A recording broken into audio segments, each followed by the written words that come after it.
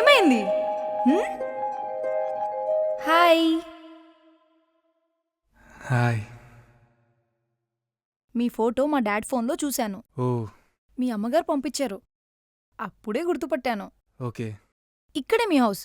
చూద్దాం పదండి. సరే పదండి.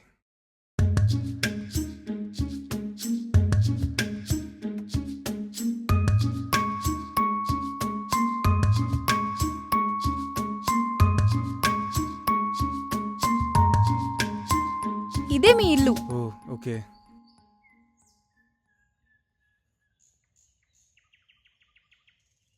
ఈ క్షణం ఇలా ఆగిపోతే ఇక కాలం ముందు పోకుండా ఈ పుష్ప పక్కనే ఈ రాజ్ ఇలానే ఉంటే ఎంత బాగుంటుంది.